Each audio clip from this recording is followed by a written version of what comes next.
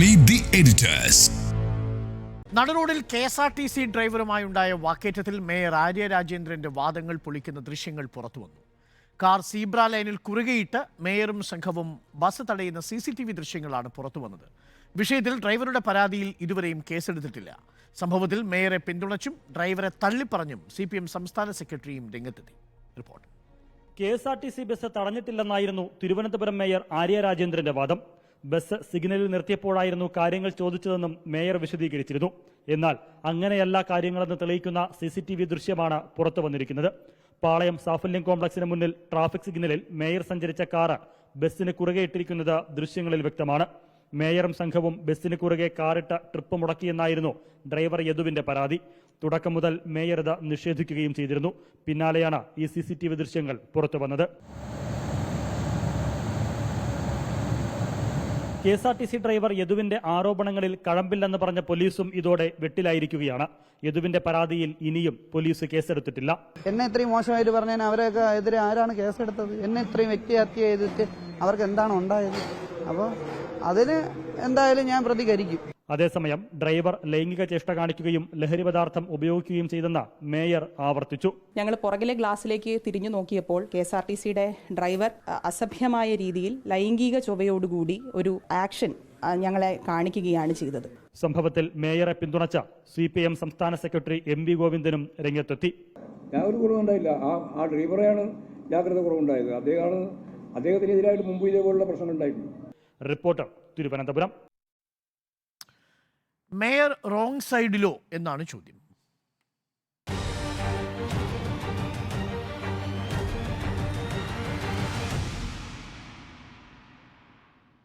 നിതീഷ് കുമാർ, ഇന്നലെ രാത്രിയിലാണ് ഈ സംഭവം നടക്കുന്നത്. വണ്ടി പാർക്ക് ചെയ്തിരിക്കുന്നത് റോങ് സൈഡിലാണ്, സീബ്ര ലൈനിലാണ്, ചെയ്യാൻ പാടില്ല. പക്ഷെ അതിനും അപ്പുറം മേയറെടുത്ത നിലപാട് റോങ് സൈഡിലാണോ? ഞാൻ കരുതുന്നില്ല. കാരണം മേയർ എന്നുള്ള നിലയിലല്ലല്ലോ അവർ ആ വാഹനം തടഞ്ഞിരിക്കുന്നത്, അല്ലെങ്കിൽ MLA എന്നുള്ള നിലയിലല്ല ഒരു വാഹനം തടഞ്ഞിരിക്കുന്നത്. അവർ ഒരു യാത്രക്കാരി എന്നുള്ള നിലയിലാണ്. ഒരു ബസ് ഡ്രൈവർ നമ്മുടെ മുഖത്ത് നോക്കി അശ്ലീല ആംഗ്യം കാണിച്ചാൽ അവിടെ ഏത് വിധത്തിൽ പ്രതികരിക്കണമെന്നൊക്കെ നമ്മളിവിടെ ഇരുന്ന് തീട്ടൂരം നൽകണമെന്ന് പറയുന്നത് വലിയ കാരണം ആ സമയത്ത് നമ്മൾ മാത്രമല്ല ആ വണ്ടിയിലുള്ളത്.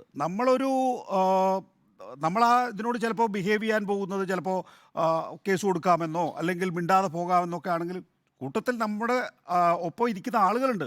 ആ ആളുകളുടെ ഒരു വികാരത്തിനനുസരിച്ച് ചിലപ്പോൾ നമ്മൾ നിസ്സഹായമായി പോവും. ഇവിടെ ആര്യ രാജേന്ദ്രൻ എന്ന പെൺകുട്ടി അല്ലെങ്കിൽ സച്ചിൻ ദേവ് എന്ന് പറയുന്ന ചെറുപ്പക്കാരൻ, അവരെ സംബന്ധിച്ചിടത്തോളം ആ ഘട്ടത്തിൽ ആ നിലയിൽ പ്രതികരിച്ചത് ശരിവെച്ചുകൊണ്ടുള്ള വിവരങ്ങളാണ് ഇപ്പോൾ പുറത്തു വരുന്നത്.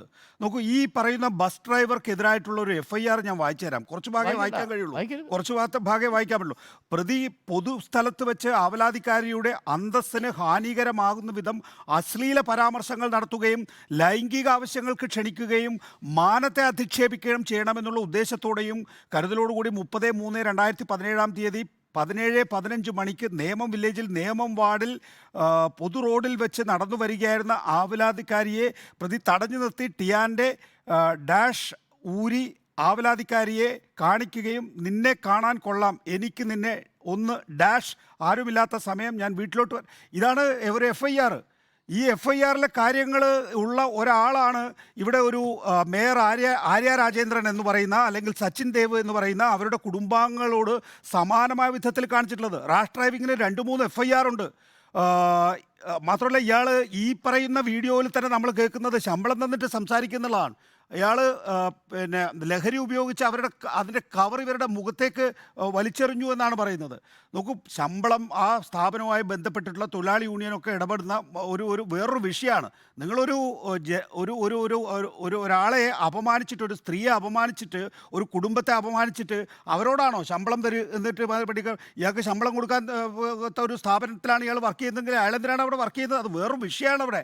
നോക്കൂ, അത് ഇന്നിപ്പോൾ എനിക്കിതിനകത്തൊരു മാധ്യമ നിരീക്ഷണം കൂടിയുണ്ട്. ഇന്ന് ഈ വിഷയം ആര്യ രാജേന്ദ്രൻ ആയിപ്പോയി എന്ന ഒരൊറ്റ കാരണം കൊണ്ട്, ഒരു CPM കാരി ആയിപ്പോയി എന്നൊറ്റ കാര്യം കൊണ്ട് ഒരൊറ്റ ചാട്ടത്തിന് ഈ പറയുന്ന ലൈംഗിക ചേഷ്ട കാണിച്ചിട്ടുള്ള ഡ്രൈവറുടെ കൂടെയൊക്കെ ചേർന്നു എന്നുള്ളതാണ്. എന്തൊരു വിരോധാഭാസമാണ്! സാധാരണഗതിയിൽ സംഭവിക്കുന്ന കാര്യങ്ങളാണോ ഇതൊക്കെ? ഇത് ഇപ്പോൾ ഞാൻ എൻ്റെ കുടുംബമായി പോവുകയാണെങ്കിൽ എൻ്റെ കുടുംബത്തിലെ മറ്റാളുകൾ ഇതെന്താ നിങ്ങൾ പ്രതികരിക്കാത്തതെന്ന് ചോദിക്കുകയാണെങ്കിൽ നിസ്സഹായമായി നമ്മൾ ഏതെങ്കിലും തരത്തിൽ അതിനോട് ആ വിഷയത്തിലൊന്ന് ഇടപെട്ട് പോയാൽ ഉടനെ നമ്മൾ അധികാരം കാണിക്കാൻ ശ്രമിക്കുകയാണ്, നമ്മളെന്തോ ധിക്കാരം കാണിക്കാൻ ശ്രമിക്കുകയാണെന്നുള്ള ആംഗിൾ ഉണ്ടാക്കി അതിനെ ആ ഡ്രൈവറെ പ്രതിരോധിക്കാൻ ശ്രമിക്കുന്നു എന്ന് പറയുന്നത് അന്തസ്സ് കെട്ട പണിയാണ് എന്നാണ് എൻ്റെ അഭിപ്രായം. ഈ സംഭവം നടക്കുന്നത് ശനിയാഴ്ച രാത്രി 10 മണിയോടുകൂടിയാണ്. ഈ മേയർ ആര്യ രാജേന്ദ്രനും ഭർത്താവ് സച്ചിൻ ദേവ് MLA-യും ഒപ്പം ഈ ആര്യയുടെ ജ്യേഷ്ഠൻ്റെ ഭാര്യയും ജ്യേഷ്ഠനും അടക്കമുള്ളവരാണ് ആ കാറിലുണ്ടായിരുന്നത്. വാഗണാറിൽ പോയിട്ട് വരികയാണ്. പട്ടത്ത് ഒരു സ്വകാര്യ സന്ദർശനത്തിനായിട്ട് ആശുപത്രി ആവശ്യത്തിനായിട്ട് പോയി മടങ്ങുന്ന വഴിയിലാണ് പട്ടം പ്ലാമൂഡിൽ വെച്ച് ഈ സൂപ്പർ ഫാസ്റ്റ് വാഹനം ഇടിച്ചില്ല എന്ന മട്ടിൽ ലെഫ്റ്റ് സൈഡിലേക്ക് കൊണ്ടുവന്ന് നിർത്തുന്നത്. അതിനിപ്പോൾ നമ്മൾ ഡ്രൈവറുമായി സംസാരിച്ചപ്പോൾ 7 മണിക്ക് ഡ്രൈവറും അത് സ്ഥിരീകരിക്കുന്നുണ്ട്. പക്ഷേ അതിനുശേഷം ഈ വാഹനം മുന്നോട്ടെടുക്കുകയും അതിന് തൊട്ട് മുൻപ്, അതായത് പ്ലാമൂട് എത്തുന്നത് വരെ, പട്ടം മുതൽ പ്ലാമൂട് വരെയുള്ള ഭാഗത്തിനിടയിൽ ഈ ഡ്രൈവർ വാഹനത്തിനുള്ളിലിരുന്ന് ലൈംഗിക ചേഷ്ട കാണിക്കുന്നത് ഈ കാറിൻ്റെ ഈ പിൻ ഗ്ലാസ്സിലൂടെ നോക്കിയ ആര്യ രാജേന്ദ്രനും ജ്യേഷ്ഠ ഭാര്യയും കണ്ടു എന്നാണ് പറയുന്നത്. തീർച്ചയായും അങ്ങനെ സംഭവിച്ചിട്ടുണ്ടെങ്കിൽ അത്യന്തം അപലപനീയമായ ഒരു പ്രവൃത്തിയാണ് ഈ ഡ്രൈവറുടെ ഭാഗത്തു നിന്നുണ്ടായിരിക്കുന്നത്. ഒരു പൊതു സ്ഥലത്ത് പണിയെടുക്കുന്ന ഒരു ഡ്രൈവർ ഒരു സ്ത്രീകളോട് അല്ലെങ്കിൽ മറ്റൊരു പൊതുസമൂഹത്തിന് മുന്നിൽ ഇത്തരം ലൈംഗിക ചേഷ്ട കാണിച്ചു എന്നുള്ളത് അത്യന്തം അപമാനകരമായ കാര്യമാണ് അങ്ങനെ കാണിച്ചിട്ടുണ്ടെങ്കിൽ. പക്ഷേ ഇതിൻ്റെ ഒരു പ്രശ്നം എന്താണെന്ന് വെച്ച് കഴിഞ്ഞാൽ ഏതെങ്കിലും ഒരു പെൺകുട്ടി അല്ലെങ്കിൽ ഒരു സ്ത്രീ ഇത്തരത്തിലൊരു പരാതി ആ സമയത്ത് തന്നെ ഉന്നയിക്കുന്നുണ്ടെങ്കിൽ ആ സ്ത്രീക്കും ആ പെൺകുട്ടിക്കും ഒപ്പം നിൽക്കുക എന്നതാണ് ഒരു പൊതുബോധം. അപ്പോൾ പൊതുവായിട്ട് ഉയർന്നു വരുന്ന സംശയം എന്താ, ഈ ഡിഫൻസ് എടുക്കാൻ വേണ്ടിയിട്ട് പിന്നീട് ഈ ലൈംഗിക ചേഷ്ട കാണിച്ചു എന്ന ആരോപണമാണോ? ഞാനത് പരിശോധിച്ചു. ആ സമയത്തുള്ള സംഭാഷണത്തിൽ തന്നെ താൻ എന്ത് ആംഗ്യമാണോ കാണിച്ചത് എന്ന് ഇവർ തമ്മിലുള്ള സംഭാഷണത്തിൽ പറയുന്നത് വ്യക്തമായി നമുക്ക് കേൾക്കാം. അപ്പോൾ ആ വിഷയം അവിടെ ഉന്നയിക്കുന്നുണ്ട്. ഈ ആര്യയും ഉന്നയിക്കുന്നുണ്ട്, കൂടെ ഉണ്ടായിരുന്ന കസിൻ ബ്രദറും ഉന്നയിക്കുന്നുണ്ട്, സച്ചിൻ ദേവും ഉന്നയിക്കുന്നുണ്ട്. അപ്പോൾ അതെല്ലാം വീഡിയോ ദൃശ്യങ്ങളിൽ വ്യക്തമാണ്. എന്ന് വെച്ചാൽ ആ സംഭവ സ്ഥലത്ത് വെച്ചു തന്നെ ലൈംഗിക ചേഷ്ട സംബന്ധിച്ചൊരു സംശയം, ഒരു ചർച്ച ഇവിടെ ഉണ്ടായിരിക്കുന്നു. അങ്ങനെ ഈ ഡ്രൈവർ അത് ചെയ്തിട്ടുണ്ടെങ്കിൽ തീർച്ചയായും അതിനൊരു പ്രതികരണം ഉണ്ടാവും. ആ പ്രതികരണം എങ്ങനെ വേണം എന്നുള്ളതാണ് പ്രധാനപ്പെട്ട കാര്യം. ആ പ്രതികരണം വേണമെങ്കിൽ അത് ഷൂട്ട് ചെയ്യാം. പക്ഷെ ഇതെല്ലാം വളരെ നൊടിയിടയിൽ സംഭവിക്കുന്ന ഒന്നാണ്. അവിടെയാണ് വൈകാരികമായൊരു പ്രതികരണം ഉണ്ടാകുന്നത്. അപ്പോൾ വൈകാരികമായ പ്രതികരണം മേയർ ആയതുകൊണ്ടും MLA ആയതുകൊണ്ടും മേയറുടെ ജ്യേഷ്ഠ സഹോദരി ആയതുകൊണ്ടും പാടില്ല എന്നൊരു നിലപാടിൽ നമുക്ക് എത്താൻ കഴിയില്ല. അത് ഈ ഒരു സ്ത്രീത്വത്തെ ഒരു പൊതുസ്ഥലത്ത് വെച്ച് അപമാനിക്കുകയാണെങ്കിൽ ഉടൻ പ്രതികരണം ഉണ്ടാവണം. ആ പ്രതികരണത്തിൻ്റെ ഭാഗമായിട്ടാണ് മേയറും MLA-യും പ്രതികരിച്ചത് എന്നതാണ് അവരുടെ വേർഷൻ. പക്ഷേ ഡ്രൈവറുടെ വേർഷൻ എന്ന് പറയുന്നത് അങ്ങനെയല്ല. ലൈംഗിക ചേഷ്ട കാണിച്ചിട്ടില്ല. ഇതൊരു പൊതുസ്ഥലത്ത് വണ്ടി നിർത്തിയതിന് ശേഷം മേയറും സച്ചിൻ കൂടി MLA-യും ഇറങ്ങിയതിന് ശേഷം തൻ്റെ അച്ഛന് വിളിച്ചു എന്നൊക്കെയാണ്. പക്ഷേ അത് വിശ്വസിക്കാൻ ബുദ്ധിമുട്ടുണ്ട്. കാര്യം ആ ഭാഗങ്ങളൊന്നും ടേപ്പിലില്ല. ആ ഭാഗങ്ങളൊന്നും ഒരു സാക്ഷിമൊഴിയിലും നമ്മൾ കണ്ടിട്ടില്ല. മാത്രവുമല്ല MLA കണ്ടക്ടറോട് സംസാരിക്കുന്ന സമയത്ത് കണ്ടക്ടർ നിസ്സഹായനായി കൈമലർത്തുന്നതാണ് കാണിക്കുന്നത്. എന്ന് പറഞ്ഞാൽ ഈ വിഷയത്തിൽ ഡ്രൈവറെ സാധൂകരിക്കുന്ന തെളിവുകളൊന്നും നമ്മുടെ മുന്നിലില്ല. എന്നാൽ മറുഭാഗത്തൊരു പെട്ടി കേസിൻ്റെ ഒരു ഒഫൻസ് ഈ MLA-യും ആര്യ രാജേന്ദ്രനും ചെയ്തിട്ടുമുണ്ട്. അതാണ് ഈ ക്രോസ് സിഗ്നലിൽ ഈ വാഹനം നിർത്തിയിട്ടിരിക്കുന്നു എന്നുള്ളത്. അത് CCTV ദൃശ്യങ്ങളിൽ പതിഞ്ഞു. പക്ഷേ ഇവിടെയാണ് അനുപാതരഹിതമായൊരു റിപ്പോർട്ടിംഗ് നമ്മുടെയൊക്കെ സഹപ്രവർത്തകരുടെയും നമ്മുടെയൊക്കെ ഭാഗത്തുനിന്ന് ഉണ്ടാവുന്നു എന്നുള്ളത്. ഒരു പൊതുസ്ഥലത്ത് ഒരു പൊതുവാഹനത്തിൽ സ്ത്രീകളോട് ലൈംഗിക ചേഷ്ട കാണിച്ചു എന്ന് പറയുന്ന ഒരു കുറ്റകൃത്യത്തെ ഒരു സീബ്ര ലൈനിൽ ഒരു കാറ് പാർക്ക് ചെയ്തു എന്നൊരു പെട്ടി കേസുമായി തുലനം ചെയ്ത് അനുപാതരഹിതമായി ഉയർത്തിക്കാട്ടി എന്നുള്ളത് അക്ഷന്തവ്യമായ തെറ്റാണ്. അത് ഒരു തരത്തിലും അത് സ്വീകരിക്കാൻ പാടില്ലാത്ത ഒന്നാണ്. ഇനി ഇയാൾ ഈ ലൈംഗിക ചേഷ്ട കാണിച്ചിട്ടില്ല, ഇത് മറ്റേതെങ്കിലും തരത്തിൽ ഡിഫൻസിൽ എടുത്തിരിക്കുന്ന ഒരു നിലപാടാണെങ്കിൽ അതും തെളിയിക്കപ്പെടേണ്ടത് തന്നെയാണ്. പക്ഷേ ഇദ്ദേഹത്തിൻ്റെ ഹിസ്റ്ററി എന്ന് പറയുന്നത്, ഇദ്ദേഹത്തിൻ്റെ കേസ് ഹിസ്റ്ററി 3 കേസ് ഹിസ്റ്ററികളുണ്ട്. അതിൽ 2 റാഷ് ഡ്രൈവിങ്ങുമായി ബന്ധപ്പെട്ടും 1 2017 FIR ഇടുകയും പിന്നീട് അത് ഔട്ട് ഓഫ് കോർട്ട് സെറ്റിൽമെൻറ്റിലൂടെ വ്യവഹാരം ഇല്ലാതാക്കുകയും ചെയ്തൊരു കേസായിട്ടാണ് ഞാൻ മനസ്സിലാക്കുന്നത്. അപ്പോൾ അത്തരത്തിൽ ഒരു സാഹചര്യത്തിൽ നിൽക്കുന്ന ഒരു ഡ്രൈവർ അത്തരത്തിലൊരു ഒഫൻസ് കമ്മിറ്റ് ചെയ്തിട്ടുണ്ടെങ്കിൽ ഒരു പൊതുസമൂഹം റിയാക്ട് ചെയ്യേണ്ട രീതിയിലാണ് അവർ റിയാക്ട് ചെയ്തിട്ടുള്ളത്. പക്ഷേ അതിൽ വൈകാരികമായ ഒരു എലമെൻ്റ് അതിൻ്റെ ഭാഗത്തുണ്ട്. വളരെ മെച്യൂർഡായിട്ട് ഇപ്പോൾ എന്നോടാണത് ചെയ്യുന്നതെങ്കിൽ നിങ്ങൾ വണ്ടി റോഡിന് കുറുകിലിട്ടാണോ അത് ചെയ്യുക, അതല്ല പോലീസ് സ്റ്റേഷനിൽ നിങ്ങൾ പോയി പരാതിപ്പെടുകയാണോ ചെയ്യുക തുടങ്ങിയ ചോദ്യങ്ങളുണ്ട്. പക്ഷേ ആ വണ്ടിയിൽ ആര്യ മാത്രമല്ല, ആര്യയുടെ ജ്യേഷ്ഠ സഹോദരിയുമുണ്ട്. അവർക്ക് വൈകാരികമായി പ്രതികരിക്കേണ്ട ഒരു ഘട്ടത്തിൽ അവർ പ്രതികരിച്ചു എന്നാണ് ഞാൻ മനസ്സിലാക്കുന്നത്. പക്ഷേ അത് ഏത് രീതിയിലാണ് ചിത്രീകരിക്കപ്പെടുന്നത് എന്നുള്ളത് വളരെ വിഷമം തോന്നുന്ന ഒരു കാര്യമാണ്. അപ്പോൾ വാഹനം നിർത്തിയത് റോങ് സൈഡിലാണ്, പക്ഷേ എടുത്ത നിലപാട് പൂർണ്ണമായും റോങ് സൈഡിലാണെന്ന് പറയാൻ കഴിയില്ല. കാരണം ഈ ലൈംഗിക ചേഷ്ട കാണിച്ചു എന്ന് പറയുന്നത് ശരിയാണെങ്കിൽ, ആ വാഹനം റാഷ് ഡ്രൈവ് ചെയ്തിരുന്നു എന്നുള്ളത് ശരിയാണെങ്കിൽ, തീർച്ചയായും ആ വിഷയത്തിൽ അങ്ങനെ ഒരു ചർച്ച ഉയർന്നു വരേണ്ടതും ഒരു പ്രതികരണം ഉണ്ടാവേണ്ടതും ആവശ്യമായിരുന്നു എന്നാണ് എൻ്റെ പക്ഷം. പക്ഷേ അത് ഏതെങ്കിലും ചട്ടത്തെ ലംഘിച്ചുകൊണ്ടാകാൻ പാടില്ല. ഒരു കാര്യം കൂടി പറഞ്ഞ് അവസാനിപ്പിക്കാം. ഏതെങ്കിലും തരത്തിൽ ആ ഡ്രൈവറുടെ ഡ്യൂട്ടി ഈ ആര്യ രാജേന്ദ്രനോ MLA തടസ്സപ്പെടുത്തിയത് പൂർണ്ണമായും പറയാൻ കഴിയില്ല. കാരണം മിനിസ്റ്ററെ വിളിക്കുമ്പോൾ മിനിസ്റ്റർ തന്നെയാണ് പറയുന്നത് ഒരു ഇൻസ്പെക്ഷൻ ടീം ഈ സ്ഥലത്തേക്ക് വരുന്നുണ്ട് എന്ന് പറയുകയും ആ ഇൻസ്പെക്ഷൻ ടീം വന്നതിന് ശേഷം KSRTCയിൽ നിന്നാണ് പിന്നീട് ആ വാഹനം എടുത്തുകൊണ്ട് പോകുന്നൊരു സാഹചര്യം ഉണ്ടാകുന്നതും. ആ സമയത്ത് തന്നെ സർക്കാരുമായിട്ടൊക്കെ ബന്ധപ്പെടുന്നുണ്ട് ഇവർ. അത് ഇവരുടെ ഒരു പ്രിവിലേജ് പൊസിഷൻ ആണെന്ന് വന്നാൽ പോലും ഒരു സാധാരണ പൗരനും അത്തരത്തിലൊരു അവസ്ഥയുണ്ടാവാൻ പാടില്ല. നമ്മൾ മാന്യമായ പ്രതികരണം എല്ലാവരുടെ ഭാഗത്തു നിന്നും നമ്മൾ അർഹിക്കുന്നുണ്ട്. ഒപ്പം തന്നെ പക്വതയോടുകൂടിയുള്ള ഒരു പ്രതികരണവും നമ്മൾ ജനപ്രതിനിധികളിൽ നിന്ന് ആഗ്രഹിക്കുന്നുണ്ട് എന്നുള്ളതാണ് എൻ്റെ ടേക്ക്. അതുകൊണ്ട് വാഹനം റോങ് സൈഡിലാണെങ്കിലും പൂർണ്ണമായും മേയറിനെയോ MLAയോ ഈ വിഷയത്തിൽ കുറ്റപ്പെടുത്താൻ കഴിയില്ല ഇത് ഒരു നിയമലംഘനത്തെ മറ്റൊരു നിയമലംഘനം കൊണ്ട് നേരിടാമോ? പ്രത്യേകിച്ച് പൊതുപ്രവർത്തകർ കാണിക്കേണ്ട ഒരു പക്വതയുണ്ട്. ആ പക്വതയിലേക്ക് മേയറും MLAയും പോയിരുന്നോ എന്നുള്ള കാര്യത്തിൽ മാത്രമേ സംശയമുള്ളൂ. നമ്മളിപ്പോൾ കുറച്ച് ദിവസങ്ങളായിട്ട് KSRTCയിലെ ഡ്രൈവർമാർക്കെതിരെ എടുക്കുന്ന കൂട്ട നടപടിയൊക്കെ വായിച്ചുകൊണ്ടിരിക്കുകയാണ്. മദ്യപിച്ച് വാഹനം ഓടിച്ച ഡ്രൈവർമാർക്കെതിരെ കുറേ പേരെ പുറത്താക്കി, അല്ലേ, കുറേ പേര് സസ്പെൻഡ് ചെയ്യപ്പെട്ടു, ഇങ്ങനെയൊക്കെയുള്ള വാർത്തകൾ നമ്മൾ വായിച്ചുകൊണ്ടിരിക്കുകയാണ്. അപ്പോൾ ഈ ഡ്രൈവർ എങ്ങനെയാണ് ഓടിച്ചിട്ടുള്ളതെന്നുള്ളത് പരിശോധിക്കേണ്ട കാര്യമാണ്. പക്ഷേ നമ്മൾക്ക് പിന്നീട് വന്ന ആ CCTV ദൃശ്യങ്ങളുടെ അടിസ്ഥാനത്തിലാണ് മേയറുടെ ഭാഗത്തും വീഴ്ചയുണ്ട് എന്ന രൂപത്തിലേക്ക് നമ്മളതൊരു അങ്ങനെ ഒരു നിലപാടിലേക്ക് പോകാൻ കാരണം ആദ്യം മേയർ പറഞ്ഞത് റോങ് സൈഡിലല്ല നിർത്തിയതാണ്. പക്ഷേ നമ്മൾ സീബ്ര ലൈനിൽ വണ്ടി നിർത്തിയത് പിന്നെ ദൃശ്യങ്ങളിൽ കാണുകയാണ്. ആ ദൃശ്യങ്ങൾ വന്ന ശേഷമാണ്. അതിനു മുമ്പ് മേയർ പറഞ്ഞ കാര്യം ഗൗരവത്തിലുള്ളത് തന്നെയാണ്, അശ്ലീലാംഗ്യം കാണിച്ചു എന്നുള്ളത്. അങ്ങനെ ഒരു കാര്യം വരുമ്പോൾ ഒരു മേയർ എന്ന നിലയ്ക്ക് മേയറാണോ MLA ആണോ എന്ന് തിരിച്ചറിഞ്ഞില്ല എന്ന് ഇയാൾ പറയുന്നു. തിരിച്ചറിഞ്ഞാലും ഇല്ലെങ്കിലും അങ്ങനെ കാണിക്കാമോ എന്നുള്ള ചോദ്യം അവിടെ നിൽക്കുന്നുണ്ടല്ലോ. അപ്പോൾ അങ്ങനെ സംഭവിച്ചിട്ടുണ്ടെങ്കിൽ അതിനൊരു പരാതിപ്പെടുകയും അതിന്മേൽ ഉടൻ നടപടി എടുപ്പിക്കാൻ അവർക്ക് കഴിവുണ്ട്. അപ്പോൾ ആ രൂപത്തിലേക്കാണ് പോകേണ്ടത്. ഞാൻ പറയുന്നത് വേറൊന്നുമല്ല, അതിനകത്ത് കുറേ യാത്രക്കാരുണ്ട്. യാത്രക്കാരെ ബുദ്ധിമുട്ടിക്കുന്ന തരത്തിലേക്ക് വണ്ടിയിലേക്ക് കയറുകയും അവിടെ നിന്ന് കുറേ നേരം സംസാരിക്കുകയും ചെയ്യുന്ന ഒരു സാഹചര്യം ഒരു മേയർ ചെയ്യേണ്ടതാണോ എന്നുള്ള ചോദ്യമാണ് അവിടെ വരുന്നത്. അതിൽ മാത്രമേ എനിക്കൊരു കുഴപ്പം തോന്നുള്ളൂ. മാത്രമല്ല വണ്ടി നിർത്തിയതും റോങ് സൈഡിലാണ്. അങ്ങനെ കുറുകെ വന്ന് നിർത്തിയിട്ടൊക്കെ ചെയ്യേണ്ടതാണോ എന്നൊരു ചോദ്യം വരും. ഇപ്പോൾ ചോര തിളക്കൽ എല്ലാ കാര്യത്തിലും നമുക്ക് നമ്മളോട് അനീതി കാണിക്കുമ്പോൾ, വൃത്തികേട് കാണിക്കുമ്പോൾ നമുക്ക് ദേഷ്യം വരികയൊക്കെ ചെയ്യും. അപ്പോൾ ഒരു പൊതുപ്രവർത്തനം എങ്ങനെയാണ് അതിനോട് പ്രതികരിക്കേണ്ടത് എന്ന കാര്യത്തിൽ മാത്രമേ ഒരു പക്വതക്കുറവ് എനിക്ക് ഫീൽ ചെയ്തിട്ടുള്ളൂ. പിന്നെ ഈ പറയുന്ന ഇപ്പോൾ CMDയുടെ റിപ്പോർട്ട് വന്നിരിക്കുന്നത് മാറ്റി നിർത്താൻ മാത്രമാണ്, നടപടി പൂർണ്ണമായും പുറത്താക്കേണ്ടതില്ല എന്നാണ്. ഇയാൾ താൽക്കാലിക ജീവനക്കാരനാണ്. അയാൾ തന്നെ പറയുന്നു അയാൾ സ്ഥിരം ജീവനക്കാരനായിരുന്നെങ്കിൽ എന്നെ പുറത്താക്കിയേനെ എന്ന്. അപ്പോൾ അതിന്മേലൊരു പരിശോധന ഇവർ പ്രാഥമികമായി നടത്തിയതിൻ്റെ അടിസ്ഥാനത്തിലായിരിക്കണം. പിന്നെ ഈ ലഹരി ഉപയോഗിച്ചു എന്നൊക്കെ ഉള്ളത് വാദത്തിന് ബലം കിട്ടാൻ വേണ്ടി പറഞ്ഞതാണോ എന്നറിയില്ല. കാരണം പോലീസ് റിപ്പോർട്ടിലും അതില്ല. അതിനി കണ്ടുപിടിക്കേണ്ട അല്ലെങ്കിൽ പരിശോധിച്ച് എൻ്റെ റിപ്പോർട്ട് വരേണ്ടതാണ്. അപ്പോൾ ഇനി അത് കാത്തിരിക്കേണ്ടി വരും. അപ്പോൾ ഇതിപ്പോൾ രണ്ട് ഭാഗത്തും കുഴപ്പമുണ്ട്. ഈ ഡ്രൈവറുടെ ഭാഗത്ത് ഈ വൃത്തികേട് കാണിച്ചിട്ടുണ്ടെങ്കിൽ അതിൽ കൃത്യമായ നടപടി എടുത്തേ പറ്റും. അങ്ങനെയെങ്കിൽ ആ ഡ്രൈവർ വണ്ടി ഓടിക്കരുത് എന്നുള്ള തീരുമാനത്തിലേക്ക് തന്നെ പോകേണ്ടി വരും. അത് ഗതാഗത വകുപ്പ് എനിക്ക് തോന്നുന്നു അന്തിമ റിപ്പോർട്ടിന് ശേഷമായിരിക്കും ചെയ്യുക എന്നത്. പക്ഷേ മേയർ ഈ കാര്യത്തിൽ എടുത്ത കാര്യം ഈ ഒരു കാര്യം മാത്രമാണ്, റോങ് സൈഡിൽ വണ്ടി നിർത്തുന്നു എന്നുള്ള കാര്യം. അതോടൊപ്പം ഇങ്ങനെ ഇത്ര നേരം എടുത്തുകൊണ്ട് ഇങ്ങനെ ഒരു പ്രതികരണമൊക്കെയാണോ നടത്തേണ്ടത് എന്നുള്ളൊരു ചോദ്യം അവിടെ വരുന്നു. അതിലൊരു പക്വതക്കുറവാണ് എനിക്ക് ഫീൽ ചെയ്തിട്ടുള്ളത്. അതുകൊണ്ടാണ് മേയർ കൂടി റോങ് സൈഡിലാണ് എന്ന അഭിപ്രായം ഞാൻ പറയുന്നത്. ഓക്കെ, ഉണ്ണി ബാലകൃഷ്ണൻ. ഇതൊരു റോഡ് റേജ് ആയിട്ടാണ് എനിക്ക് തോന്നുന്നത്. സ്ഥിരം നമ്മുടെ റോഡ് യാത്രകളിൽ കാണുന്നൊരു പ്രശ്നമാണ് ഈ പറയുന്ന ബാക്കിൽ നിന്ന് വരുന്ന ആൾക്ക് സൈഡ് കൊടുക്കാതിരുന്നില്ലെങ്കിൽ പിന്നെ അതൊരു കലഹമായി മാറുക. ഇത് റോഡിൽ സ്ഥിരമായിട്ട് സംഭവിക്കുന്ന ഒരു കാര്യമാണ്. ആ ഒരു കേസായിട്ടാണ് ഞാനിത് കാണുന്നത്.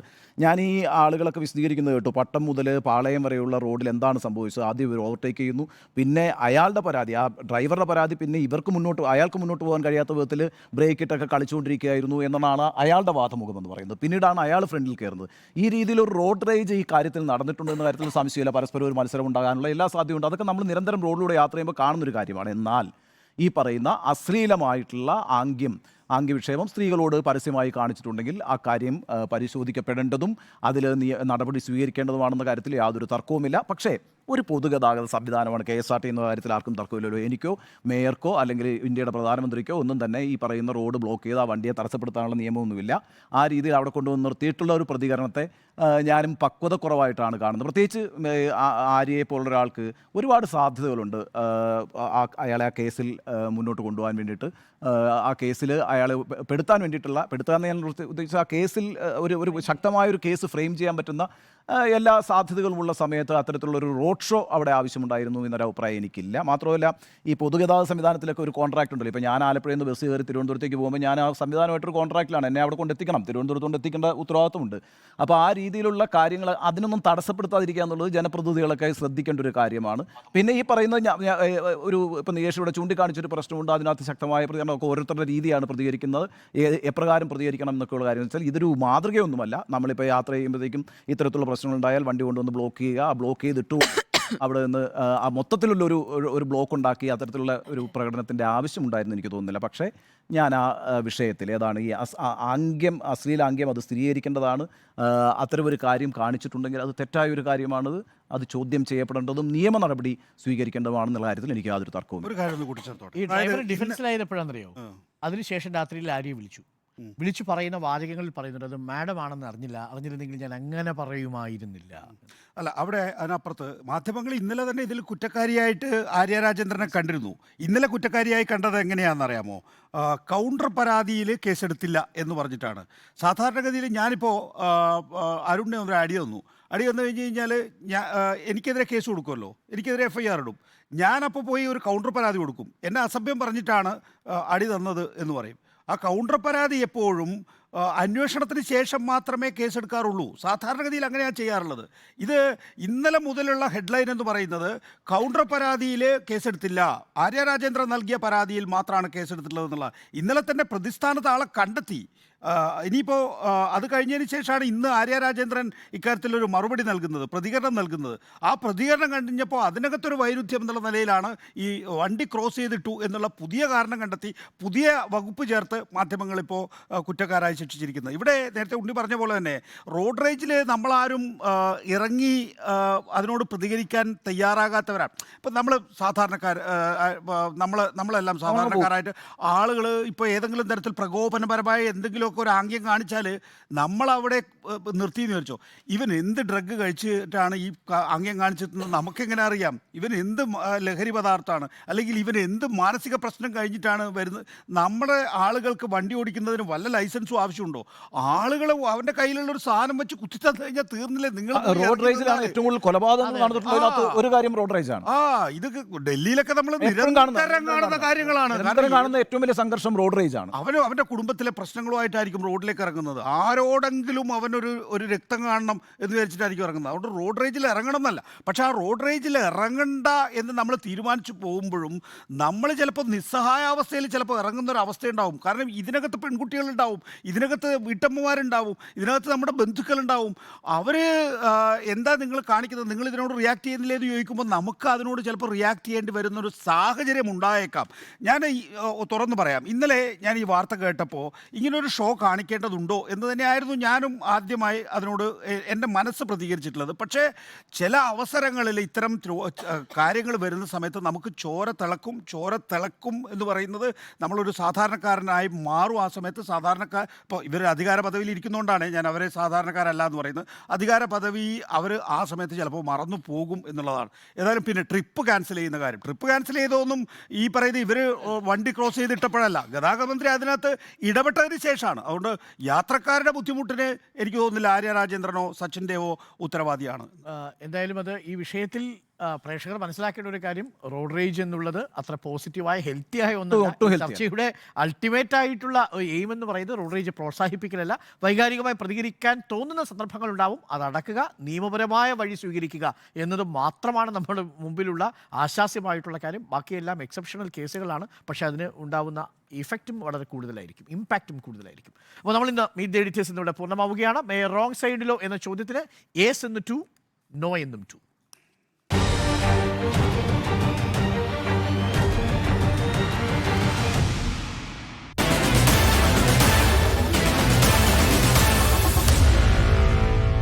Meet the editors.